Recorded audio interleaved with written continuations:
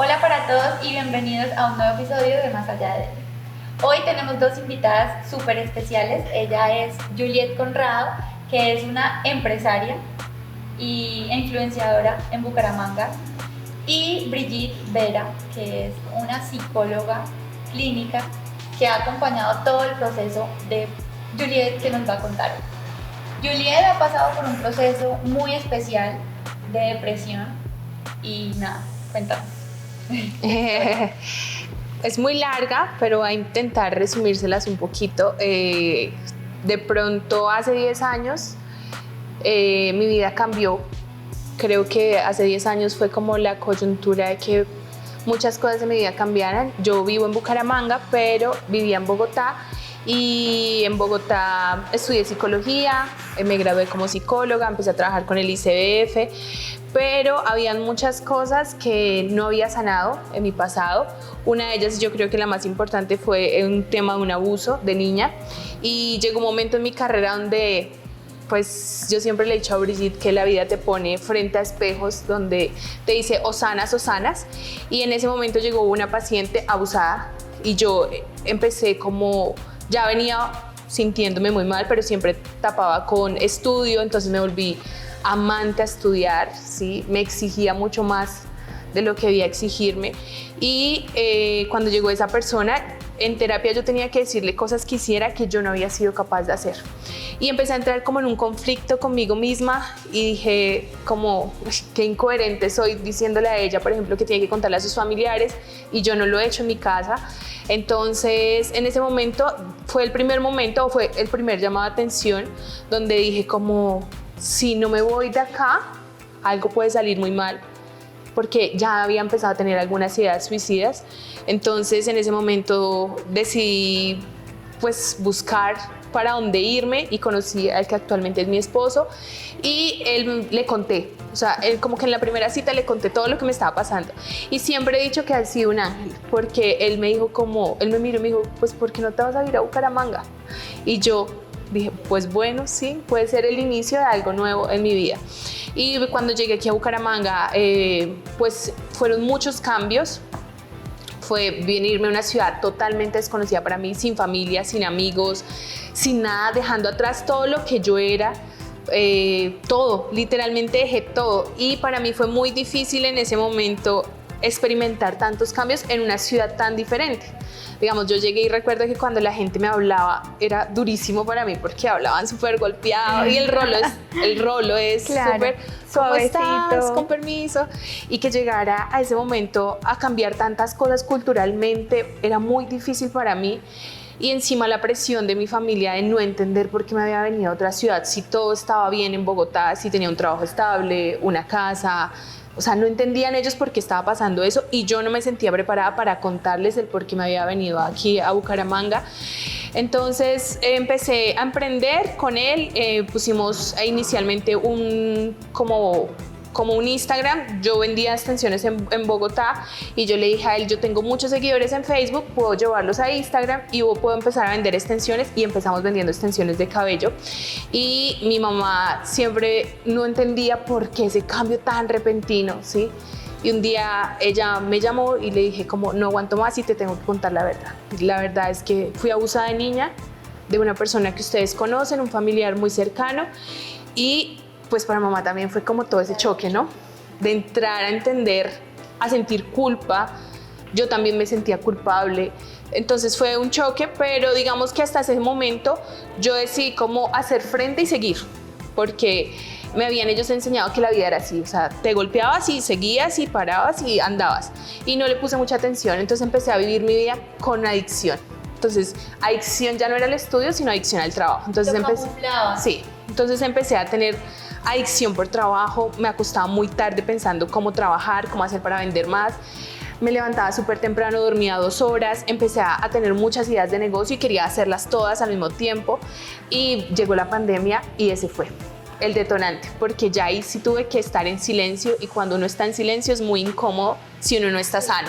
Entonces yo empecé a decir, además que hay muchos síntomas antes, ¿no? Yo salía, por ejemplo, yo le decía a Brigitte que yo salía a un viaje y yo miraba y decía, esto no me sorprende. nada, esto me parece impresionante. Entonces recuerdo a mi esposo, digamos, en París y diciendo, wow, mira, estamos conociendo la Torre Eiffel. Y yo le decía, sí, bonita, pero no me mata. Tenías un vacío. Sí, gigante. y sentía siempre esa sensación de nada es suficiente. Salía con amigos y era como, ¿qué pereza estar acá? Siempre tenía esa sensación de, pero lo camuflaba, o sea, pensaba que era algo normal.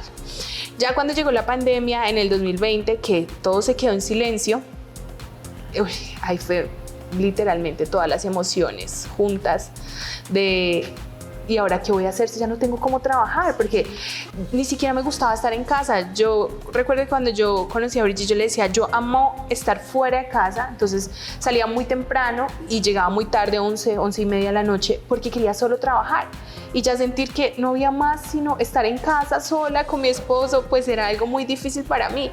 Y ahí empezaron a acentuarse mucho más síntomas, ¿sí? Entonces empecé a estar muy triste, pero ya era una tristeza que me obligaba a dormir todo el tiempo. No quería levantarme, no quería comer, ya ni siquiera quería socializar. O sea, me molestaba nada más que me dijeran que pronto, en ese momento no hacía mucho videollamadas con amigos y yo decía, ni siquiera quiero verlos, llamar. Y en ese momento tú sentías que tenías un problema, porque puede que sea visible para las personas que comparten tiempo con nosotros, pero para uno sea como que no sé qué me pasa y ya. En ese momento sí, porque creo que yo empecé a sentir depresión como tal 2 años antes de la pandemia. Sí, ya empezaba a darme cuenta de algunas cosas como eso, que ya no disfrutaba salir, que ya no disfrutaba los viajes, que todo me parecía aburrido, que no veía como lo que las demás personas veían de la vida, yo no lo podía ver. Y cuando se empezó a acentuar, yo sí empecé a ser consciente, y en eso no sé si fue porque estudié psicología o fue porque de pronto pienso mucho acerca de, sobrepienso todo y dije, algo no está bien. Llegó un momento donde yo dije, algo no está bien, y creo que la primera persona con la que hablé fue, pues claro, con mi esposo, pero también hablé con una de mis mejores amigas y ella me dijo, sí, creo que algo no está bien y tienes que ir al psicólogo. Pero en ese momento yo decía, ay, qué miedo vulnerarse y hablar con alguien de eso, de cómo me estoy sintiendo. Y si me llaman loca, porque realmente las personas, cuando uno empieza a hablar de salud mental, siempre uno tiene muchos prejuicios de cómo explicar que algo no está bien y algo que no puedes ver. Porque yo siempre les decía a ellos, mira, si te dicen, estás sufriendo el corazón, es algo visible por lo menos. O sea, van y te toman un TAC y te dicen sí, o te hacen un electrocardiograma y te dicen sí. Pero la depresión, ¿cómo me la ven? ¿Sí? Como alguien va a saber de que lo que yo estoy diciendo realmente es real. Entonces yo decía, y ahora para vulnerarme, y me afecta un poco más porque, por muchas razones, porque siempre me hice ver como una mujer fuerte, porque decía, sí, si la gente se entera que estoy teniendo depresión, Sí, total. ¿sí? Con tantas, de pronto en ese momento, no son tantas, pero sí con algunos seguidores, yo decía, ¿y cómo hago para explicar esto? ¿Y cómo hago para explicárselo a mi entorno, a mis amigos, a mi familia? Entonces yo tenía mucho miedo de ir al psicólogo, pero un día que de verdad sentía que no podía más, tomé la decisión y creo que te escribí que necesitaba verte porque estaba muy mal y que necesitaba una ayuda urgente. Pero ya en ese momento, cuando le escribí, estaba de verdad muy mal. Y creo que eso es algo que pienso siempre cuando conozco a alguien y les digo, no esperen a llegar a ese momento en el que yo llegué. Porque cuando yo llegué, afortunadamente no fue muy tarde, pero sí fue un momento demasiado desequilibrado, ¿sí? De mi vida. Un momento donde yo recuerdo que le decía a Brigitte, no sé quién soy, no sé qué me gusta, no sé para qué estoy viviendo. O sea, ya estaba tan perdida que yo decía, ¿por qué esperé a llegar? De hecho, yo creo que yo te veía 3 veces a la semana de lo mal que estaba. Estaba tan mal que no podía, y yo le decía siempre, ¿tú crees que en algún momento yo voy a saber quién soy? Porque ni siquiera yo me puedo reconocer, no sé si ni siquiera la música que escucho me gusta. O sea, estaba tan perdida que fue un momento muy difícil, pero en este momento no puedo cambiar nada, pero sí me hubiese gustado hacerle caso a las señales antes de, porque si hubiese sido antes de, hubiese sido un proceso, bueno, quizás diferente. ¿Sí? No tan, para mí sí fue un proceso sanador, pero muy doloroso. Ver cómo pasó todo lo que pasó por miedo a. ¿Al que dirán? Al que dirán. Y nada de lo que pensé que iba a pasar, pasó. O sea, nadie nunca me dijo como, ¿estás loca? Mis papás ni mi familia fue... Yo siempre hablo de esto y es que mis papás son personas mayores. Y las personas mayores aún tienen muchos estigmas con el tema de salud mental y no, pues creo que es por cómo fueron criados de que eso no existe, ¿no? Y mis papás fue como si fueran unas personas muy jóvenes, o sea, ellos entendieron a la perfección que estaba deprimida y que era normal y que tenía que buscar ayuda y jamás me juzgaron por eso que yo creí que me iban a juzgar. Mi hermana, mi esposo, o sea, mis amigos, toda mi fuente cercana. Yo sí me he sentido muy privilegiada porque hay personas que me dicen, no, a mí nadie me cree. En mi caso fue como todo el mundo, eso existe, es real, hay que tratarlo y aquí estamos. Entonces, para mí fue fácil en el sentido de que tenía una red de apoyo que entendía que era la depresión. Sí me encontré con algunas personas, pero no eran cercanas a mí, que me decían, ¿por qué está deprimida? Usted lo tiene todo, o sea, usted tiene un esposo que la ama, una familia, un emprendimiento que es exitoso, tiene una vida soñada, o sea, ¿por qué está así? Pero esas personas no eran personas cercanas a mí, eran más externas. Entonces, para mí fue fácil en el sentido de que mi círculo cercano le dio toda la prioridad de lo que estaba pasando. Nadie nunca me dijo en ningún momento, usted está loca. Entonces todo eso que imaginé, justo ahorita venía hablando con eso con Bri, le digo, a veces todo lo que uno imagina no pasa. Sí. Regularmente nunca pasa. En mi caso no pasó nada de lo que yo había imaginado. Lo que pasó fue que pude tener un proceso de sanidad muy bonito. Claro que sanar, cuando uno habla de sanar, a veces creo que está idealizado a que cuando sanas va a ser romántico. Y no, sanar duele y duele demasiado, o sea, encontrarse con uno mismo al espejo y ver todo eso y tener que sanar y reconstruir, eso duele muchísimo, o sea, fueron muchos días llorando. Total, y yo admiro realmente eso de Juliet porque ha sido valiente en afrontar este reto de la sanidad, que digo siempre, digamos que la psicología es el puente para llegar a esa sanidad, pero definitivamente la persona es la que toma la decisión de sanar.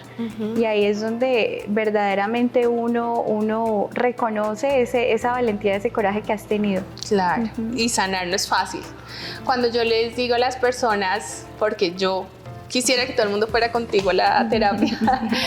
Y yo les digo, vayan, que es espectacular. Y la gente cuando me conoce y me dice, ya fui, yo les digo, ¿cómo te fue? Y dice, mal, o sea, eso, uno sale peor de lo que entró. Y yo le digo, claro, no esperen que vayan a salir mejor, porque empiezan a descubrirse tanto que eso empieza a doler. A mí me dolía todo, o sea, a mí me dolía la infancia, me dolía cómo había trabajado, me dolía todo lo que yo estaba viendo y sanar, ¿no? Entonces empecemos, sanemos papá, sanemos mamá, sanemos tu relación con el trabajo, tu relación de amor propio. Además que para mí eso fue un choque cuando Brigitte me dijo, todo fue un choque en realidad, que tenía que sanar mi autoestima porque eso era una de las cosas que más lastimadas habían estado. Yo le decía, no te creo, si yo soy capaz de hablarle a las personas, salir, vestirme bonito, maquillarme, ¿cómo me estás diciendo que tengo que sanar mi autoestima? Cuando me di cuenta que ya era algo más profundo, el autoestima, yo dije, no, de verdad mi autoestima estaba muy mal, sí, estaba mi autoconcepto y todo lo que yo pensaba de mí, sí era algo por sanar. Y eso ha sido como parte de lo que me ha llevado estos 3 años, desde el 2020 hasta el 2023, a estar en este proceso. Es curioso porque Brigitte me dice siempre como, has hecho un buen trabajo desde la psicología y porque creo que tú has visto todo mi proceso y de la persona la que entré a la que soy hoy. Pero cuando te encuentras, digamos, con la ciencia, que ya es la otra parte, ya siempre hay un rótulo, ¿no? Siempre es, tienes un trastorno depresivo y eso se disminuye, pero en algún momento tu vida va a llegar. Y es una confrontación contigo, porque yo digo, yo me siento plena en este momento, ¿sí? En otro momento de mi vida no me sentía plena, pero en este momento me siento muy plena. Y que alguien te esté diciendo desde otra parte, desde otra visión, puede que vuelva a pasar, asusta. Sabes, hay una persona muy allegada a mí que hace poco me dijo, Mariale, lo único que nosotros tenemos es el pasado y el presente. El futuro es incierto, no tenemos futuro. Entonces, digamos que no nos predispongamos a lo Ujú. que puede llegar a pasar, que eso muchas veces es lo que nosotros como seres humanos tendemos a hacer. Tenemos muchos miedos a lo que vaya a pasar, ¿sí? Ujú. Y pues eso hace que nosotros caigamos en depresiones y bueno, en más. Eso que tú dijiste, yo creo que ha sido también como un ancla para mi vida. Es que cuando a veces digo, pronto, no sé, voy al psiquiatra y él me dice eso y llego a consulta con Bri y le digo, mira lo que me dijo. Ella me dice, si volviera a pasar, no va a ser igual, porque ya tienes muchas herramientas. Y pues para eso te cuento, este año nuevamente estuve medicada y no fue igual. No fue igual que la primera vez, ni siquiera fue igual el hecho de cómo me angustió ni nada, era algo más que yo sentía que era más a nivel químico, ¿sí? Sí. Que a nivel emocional. Y cuando ya me volvieron a medicar otra vez este año nuevamente, yo me sentía muy tranquila, ¿sí? Pude volver a hacer mi vida con normalidad, mi trabajo, ir al gimnasio, hacer todo, entendiendo que químicamente de pronto algo no estaba bien, pero yo decía, wow, lo que Brigitte me dijo, sí es verdad, no se va a volver a repetir igual, porque ya he sanado mucho, porque tengo otras herramientas, porque he decidido verlo de otra manera, porque he trabajado mucho en esto. Porque has crecido. Ajá, porque he crecido y ahorita que estoy embarazada y la gente me dice, muy seguramente vas a tener depresión postparto, ni siquiera lo pienso. No lo pienses porque es lo que te decía, es el futuro y el futuro Ajá. no existe. Y digo, y si llegara, pues tendré muchas herramientas. De hecho, cuando quedé embarazada, recuerdo que te dije a ti en la sesión, tengo mucho miedo. Y ella me decía, tú me decías, yo creo que atesoro todo lo que converso contigo de manera muy especial. Me decías, no te preocupes porque vas a aprender a discernir cuándo es el embarazo, el cambio hormonal y cuándo es tu depresión. Y hasta este momento no he sentido que ese momento llegue a mi vida, ¿sí? Aun cuando fue muy difícil, porque cuando estaba en mi proceso de sanidad, siempre de pronto en algún momento quise ser mamá, frecuenté a mi psiquiatra, a la ginecóloga y ellos me dijeron, no, mamá, o sea, está loca. Recuerdo que fue donde una ginecóloga aquí y me dijo, esa fue la parte más difícil para mí. Y ahí fue cuando dije, de pronto no sirvo para ser mamá. Porque me dijo como, no puedes ser mamá. Una persona que tiene depresión no puede ser mamá. Pero bueno, vamos paso por paso porque muchas de las personas que nos pueden estar escuchando de pronto se sienten un poco identificadas o tal vez dicen, a mí esto nunca me va a suceder, pero no se han dado cuenta que de pronto sí les está sucediendo, pero de otra manera. ¿Sí? Muchas veces los médicos tienden también a ser demasiado estrictos y demasiado con la ciencia y demasiado, bueno, sí, ustedes me entienden. Y de pronto llegan a ser crueles, ¿sí? Porque nadie está exento a que le den una mala noticia o un mal diagnóstico, ¿sí? Pero lo importante es que tú tengas tu fuerza de voluntad primero para poder sobrepasar algunas de las dificultades y segundo, que tengas en tu mente, en tu corazón y estés plenamente segura de lo que tú eres y lo que tú eres capaz de hacer y ya, hasta ahí. Mucha gente se va a sentir identificada pues con este tema, entonces hablemos un poco, Brigitte, ¿qué es la depresión?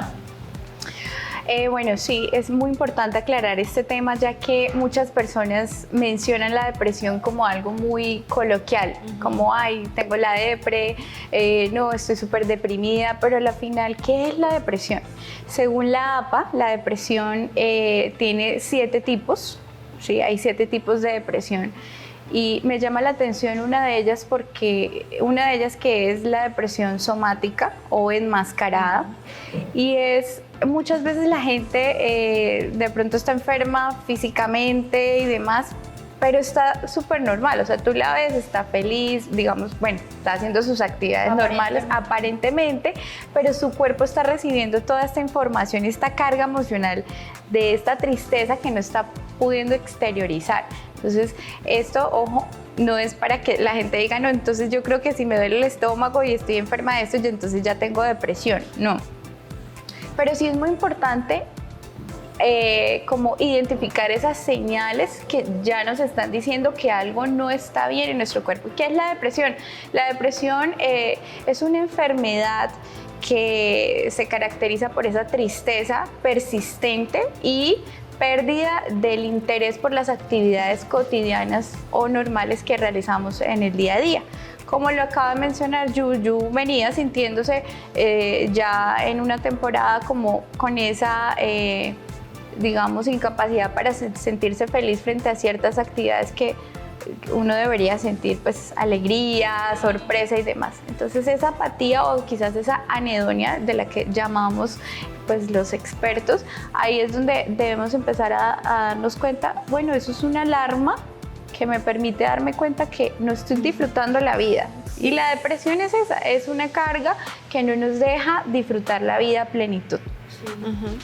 Me parecía súper chévere algo que tú decías, y es que tú te metiste muchísimo en el tema del trabajo, adquiriste muchas adicciones por tapar la depresión.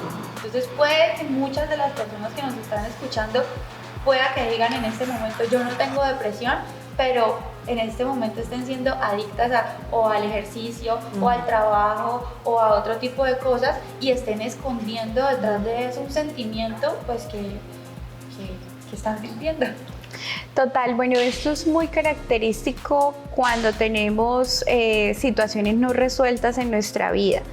Básicamente la depresión lo que hace es manifestar que algo no está bien en nuestra vida, tenemos algún autoconcepto negativo con el que no hemos podido lidiar, y las adicciones se convierten en esa forma de anestesiar nuestro dolor y de callar esa voz interna, la cual todo el tiempo estamos combatiendo. Como decía Yu, llegó pandemia y ¿qué pasó? Pues claro, las voces externas se callaron y quedó la voz interna. Entonces, me enfrenté hacia mí misma, hacia saber qué tipo de música me gusta, qué comida es la que me gusta, qué es lo que me gusta ¿Quién hacer, soy? Y no tengo ni idea qué es lo que me gusta hacer, entonces estoy perdida. Total, entonces ahí cuando hay ese silencio incómodo conmigo misma y de que no me sé relacionar, de que no sé cómo hablarme, no sé qué pensar de mí, no sé qué quiero y espero de mi vida, pues ahí es donde es importante que analicemos en qué estoy transfiriendo o hacia qué estoy transfiriendo esa necesidad de llenar mi vacío. Entonces todo el tiempo y toda la vida nos la pasamos transfiriendo que el trabajo, listo, somos adictos al trabajo, luego no, que al dulce, luego no, que entonces a las compras, no, luego que entonces a la aprobación, a las redes sociales, y toda la vida nos la pasamos transfiriendo nuestras adicciones, buscando un refugio en el cual nos sintamos seguros y podamos sentirnos bien con nosotros mismos. Sí.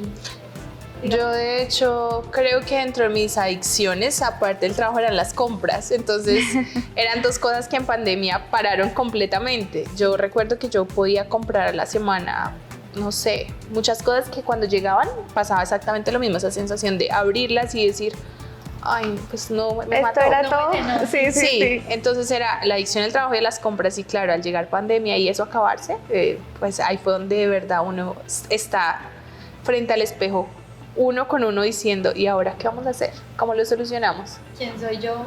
¿Qué me gusta? ¿Qué hago? Y mira que es curioso porque cómo podríamos tener una pregunta de quién soy yo si somos la persona con la que más tiempo pasamos. Sí. Deberíamos ser la persona que más sabe de nosotros mismos.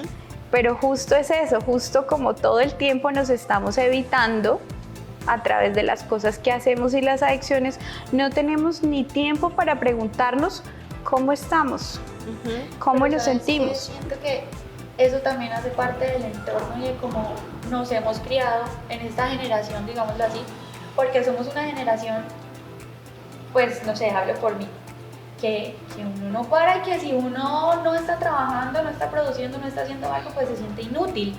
Y pues a mí personalmente me pasa que a mí me da miedo los días de descanso, digámoslo así, porque yo digo, bueno, no estoy con mis hijos, o no estoy trabajando, o no estoy haciendo ejercicio, o no estoy haciendo nada, estoy en mi cama acostada, mirando al techo, entonces no sirvo para nada, soy una inútil. Pero a veces ese tipo de espacios es bueno tenerlos para uno hacerse esas preguntas incómodas, que son como, ¿quién soy? Total, a mí me encanta eso que tú dices porque siento que ha sido uno de los mayores motivos de consulta, y es el activismo. El activismo es otra de las adicciones más fuertes en donde la gente busca hacer y hacer cosas para llenar su vacío de suficiencia. Soy suficiente si hago, si produzco, si... pero al final siempre va a ser como falta el centavo para el peso. Siempre es como que trabajé mucho, pero no. Hace falta más, no cumplí con esta tarea, tengo que hacer más cosas. Y este tema del activismo, fíjate que lo he manejado en terapia desde el punto de vista de cambiar la fórmula en la que nos vemos. No es hacer para hacer, sino es ser para hacer. ¿Esto qué quiere decir? Suena como un poquito como de trabalenguas, pero a la larga tiene que ver con que debemos despojarnos de ese peso y esa responsabilidad de tener que hacer cosas para demostrarnos que somos suficientes. Cuando el ser y la esencia ya debe ser un motivo para saber que somos suficientes desde ahí. Soy suficiente porque soy amorosa, soy tierna, soy alegre, o sea, porque mi esencia ya de por sí, por solo el hecho de existir, ya soy una mujer increíble. Sí, creo que esa es la parte más difícil. Entonces le digo a Bri que eso es lo que a mí más me cuesta, ¿no? Porque de pronto yo he aprendido, o como relacioné toda mi vida, fue que haciendo era que iba a ser aprobada, ¿sí? Siendo una excelente hija, siendo una excelente estudiante, siendo una excelente esposa, siendo como si no pudiera equivocarme. Sí. Y cuando cargas eso por años se vuelve un peso que genera, pues que ayuda a la depresión. De hecho, yo recuerdo que era como cuando estaba en ese proceso de ver por qué era como todo sumó a, y la pandemia fue como la cereza que hizo que todo se diera más, pero todo suma, ese peso, el no reconocer eso que estoy haciendo y haciendo sin parar, porque ¿a quién quiero probar? Sí, más que a mí, es a mi entorno. Claro, ¿sí? Y de hecho eso es lo que ha generado también que la sociedad hoy tenga uno de los índices más altos en cuanto a enfermedades y trastornos mentales, es la depresión, porque vivimos corriendo tanto y no estamos disfrutando lo que estamos haciendo. Entonces a mí me encanta porque yo tengo un día de la semana en el que yo descanso, paro y contemplo todo lo que hay a mi alrededor, todo lo que de alguna manera soy en este momento en cuanto a mi esencia. Puedo disfrutar con mi perrito, con mi esposo, con las personas que me rodean y poder detenerme, porque a veces nos la pasamos como tanto agitadas, pensando en el futuro, pensando en el pasado, pero no en lo que ya somos. Esa fue una tarea que tú me dejaste. Tienes que tomarte un día libre a la semana, y yo decía, está loca.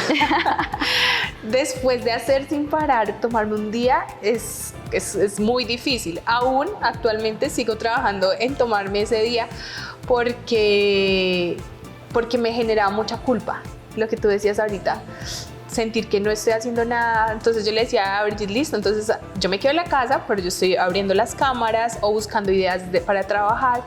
Sí, soy. O estoy mirando Pinterest, qué ideas se me ocurren, o estoy haciendo. Entonces el reto ha sido literalmente parar. No es fácil, porque no voy a mentir, en este momento ni siquiera todavía es fácil, pero ya tengo esa conciencia de que hay que parar, por lo menos disfrutar. Yo creo que las cosas que más aprendí con la depresión es a parar un momento, a poner las cosas en stand-by por momentos. A parar sin sentir más. Ajá, y a sentir de que es posible parar, o sea, nada se va a acabar si un día no voy a trabajar, no va a pasar nada grave si hago un par. De hecho, a veces cuando hago esos pares y vuelvo y retomo, siento que vengo más recargadas, con más ideas, con más ganas de trabajar, con otra visión de estar todo el tiempo ahí. Y pues he aprendido también que productividad no siempre es estar en movimiento, también productividad es descansar un momento. Porque a mí me pasó algo, lo que decías ahorita de la depresión, en cuanto a lo somático, y es, yo durante muchos años presenté muchos dolores en las articulaciones y en el estómago. De hecho, creo que un punto muy difícil a mí a trabajar fue la alimentación, porque yo siempre te decía, me cuesta mucho comer, me cuesta mucho, siempre tenía algunos procesos con el estómago muy difíciles, siempre estaba muy dolorida, tengo muchos recuerdos de viajes caminando y llorando el dolor, yendo a buscar medicamento, cargando mucho medicamento por el dolor. Y de un tiempo para acá nunca volví a experimentar eso, ¿sí?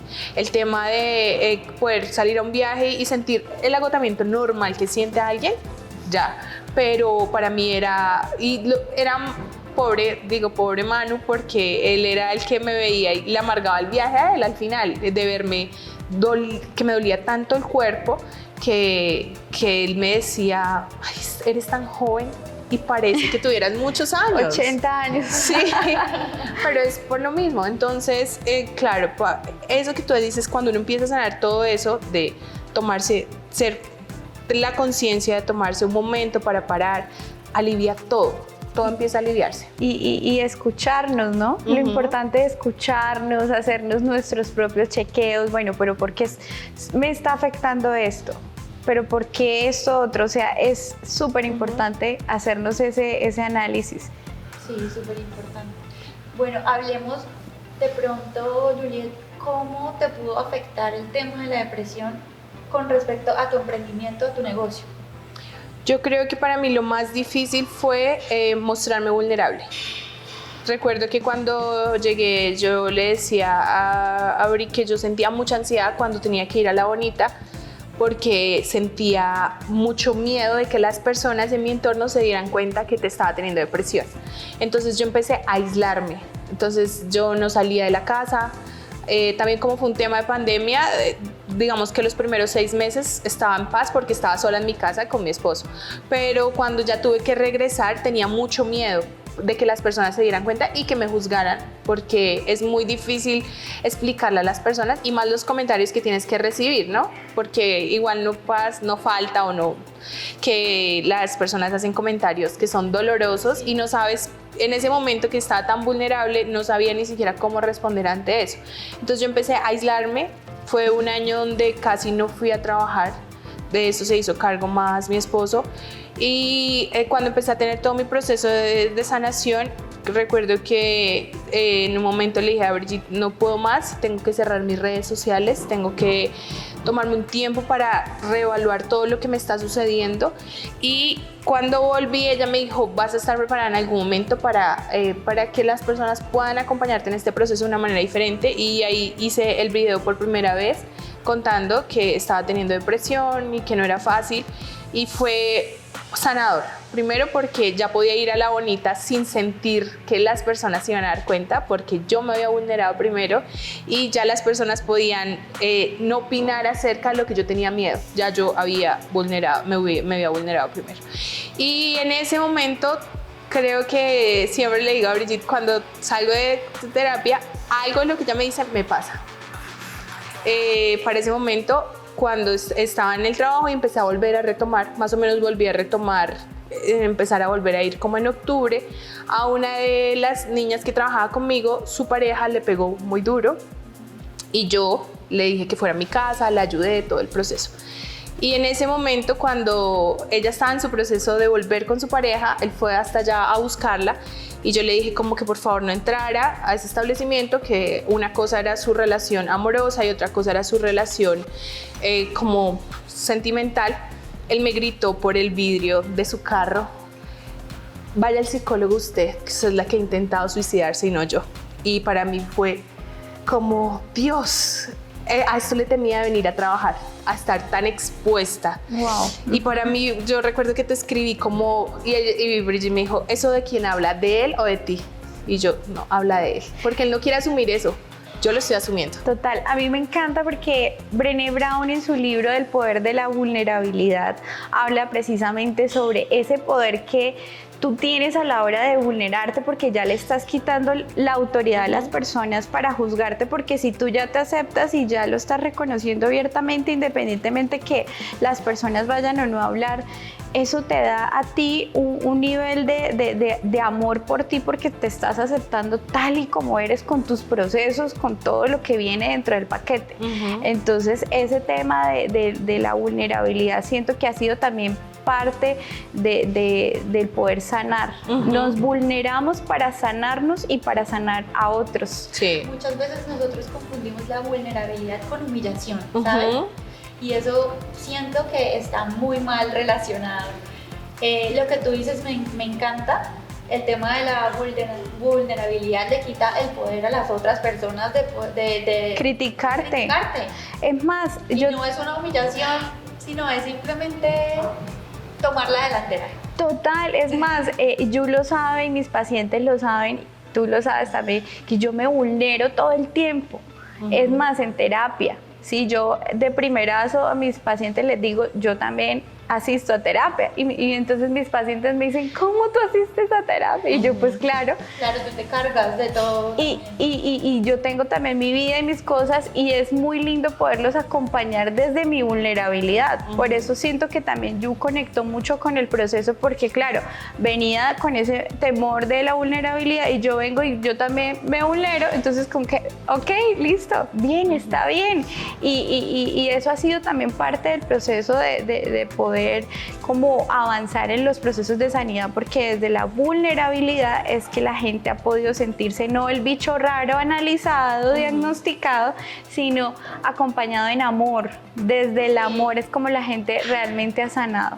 Y en eso, digamos, a mí me permitió que mi relación con las niñas se volviera mucho más cercana, porque sus miedos de hablar de depresiones, ansiedades o problemas se habían quitado cuando su líder les mostró que estaba también diciéndole al mundo, también me está pasando esto que a ustedes también les pasa. Tú no eres solo la jefe y no estás acá, sino que ya te pones al nivel de los demás y ya ellos ven que tú eres una persona igual que todos. Y mira que eso yo creo que de 3 años para acá, La Bonita ha sido diferente a lo que era. De hecho, yo recuerdo que en terapia le decía a Brigitte, yo quiero venderla porque ni siquiera me siento cómoda con lo que hago.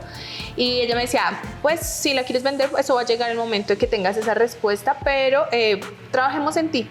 Y ahorita lo que ha pasado es lo opuesto, ¿sí? Nuestra relación ha sido mucho más cercana porque hablamos mucho de salud mental. Y ellas dicen, este es un trabajo diferente porque cuando llegas y nos preguntas cómo están, podemos decir realmente cómo estamos. Estamos tristes, estamos ansiosas, Y eso ha permitido que tengamos un equipo de trabajo muy sólido, porque ellas saben que al final nadie las va a juzgar porque digan la verdad. Y hace un par de días llegué, estaba de viaje y les dije, ¿cómo están? Y alguna me dijo, estoy cansada. Y yo la miré y le dije, ¿estás cansada? Me dijo, usted me ha enseñado a decir cómo estoy. Yo le dije, claro, está bien, está bien que me digas que estás cansada. Pero entonces digo, para mí, y ahí siempre lo digo, yo no quiero romantizar la depresión, pero todas las enseñanzas que me han dejado ha sido como que también mi entorno ha cambiado.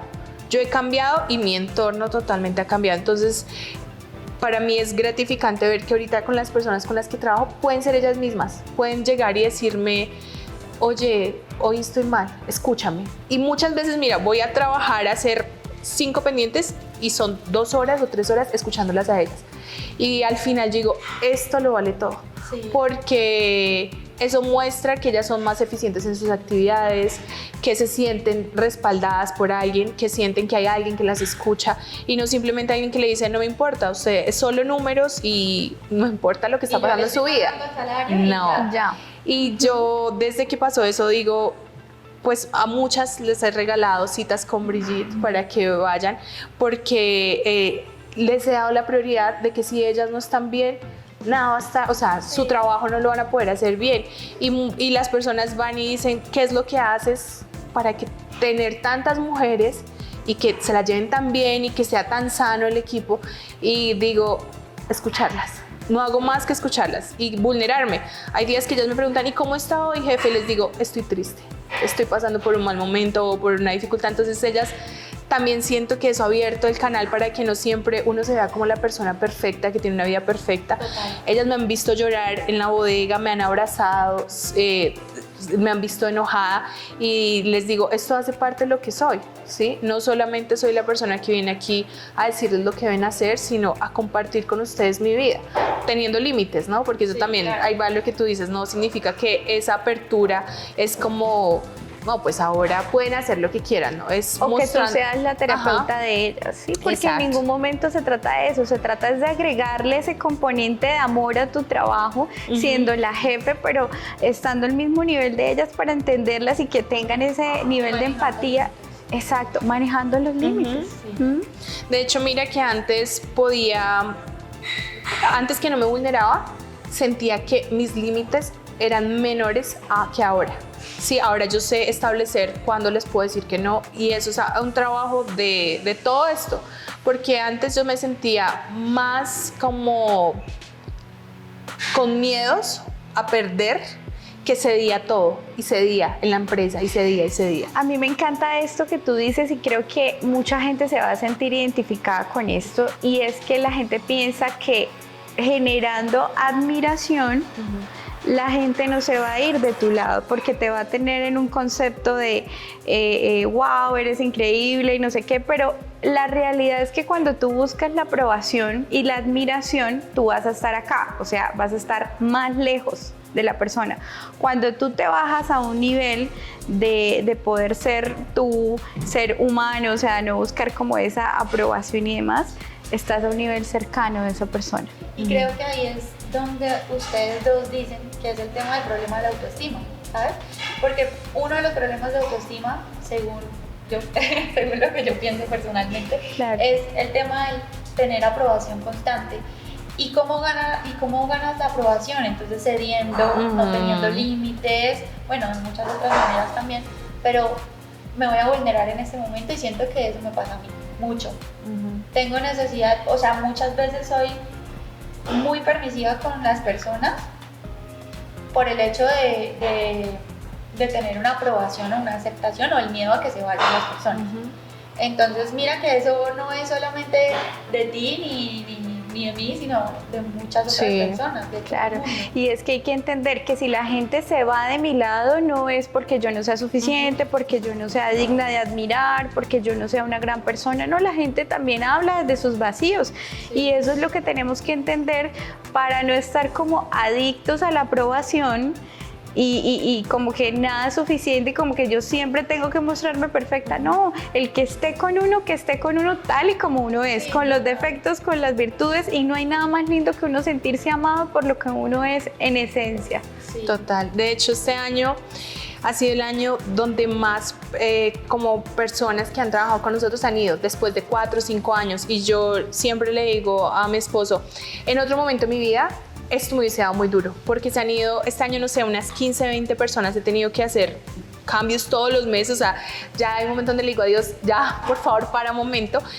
Y antes me cuestionaba mucho acerca de lo que tú dices, ¿qué estoy haciendo, qué me falta hacer para que no se vaya? Y ahorita he entendido, no me falta hacer nada.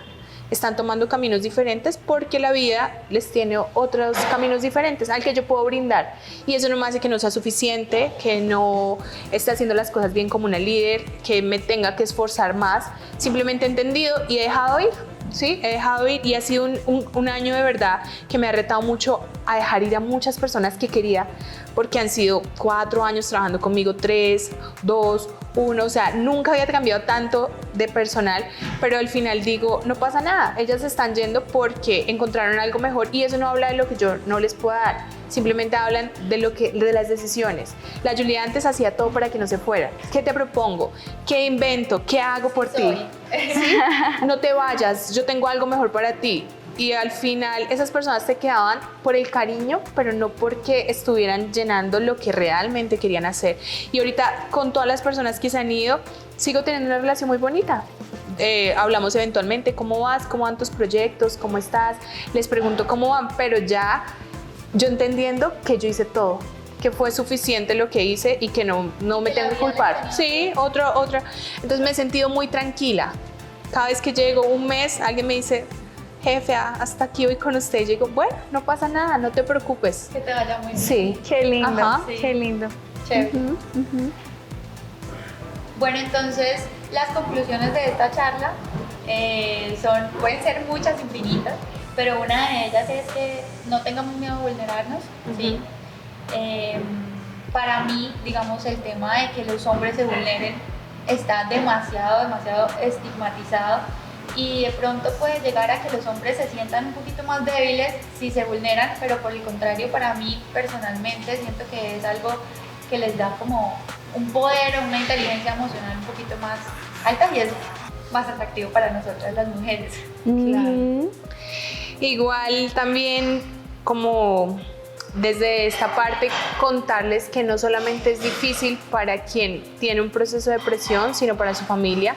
En mi caso fue muy difícil para todos, pero especialmente para mi esposo, ver nada más cómo su esposa estaba pasando por un proceso que él no podía entender, y también sentarme y tener esa conversación con él donde él podía decirme: tengo miedo de lo que estás pasando y no sé cómo hacer, me siento culpable porque quiero hacer más, hizo que también él pudiera tomar herramientas para poder también, primero, él saber por lo que estaba pasando. Así que lo primero fue que él fue a donde Brigitte a que ella le explicara cómo era una persona con depresión, que me parece importante que lo hagan si tienen una persona cercana, porque él eliminó muchas cosas de su cabeza, que era una persona con depresión, pudo entenderlas, pudo darle un mejor manejo, y aparte ya en la actualidad él también va a sus terapias y lo ha normalizado, ¿sí? Y para mí eso es maravilloso, porque nos ha permitido a los dos tener un proceso de sanidad diferente. Obviamente era diferente lo de cada uno, pero él, como de ver mis cambios, él ha dicho: wow, también quiero saber lo que se siente estar sano, y eso me parece maravilloso. Y creo que para nadie debería ser como un misterio ir al psicólogo ahorita, ¿sí? Sea mujer, sea hombre, sea familiar. Me parece que es maravilloso que puedan darse este regalo, porque para mí es un regalo. Qué lindo, total. Y para mí también lo ha sido el proceso de sanidad, no solo personal, sino también el de todos mis pacientes. De verdad que quiero también darles un agradecimiento especial a Mariale y a Juliet por este espacio tan increíble. Y también quisiera darles un mensaje a todas las mujeres que quieren buscar insaciablemente esta aprobación. Quiero decirles que es un desgaste tener que buscar ser inalcanzable para las personas, para su pareja, y quiero decirles que hoy pueden descansar y estar tranquilas sabiendo que pueden realmente ser ustedes, porque no hay nada más lindo que nos amen por lo que somos realmente, nuestra esencia, y que no nos dejemos llevar por todo este tema también de como un poco de inteligencia artificial, en donde cada vez se va valorizando más lo que es perfecto, los resultados que son prácticamente sin ningún error.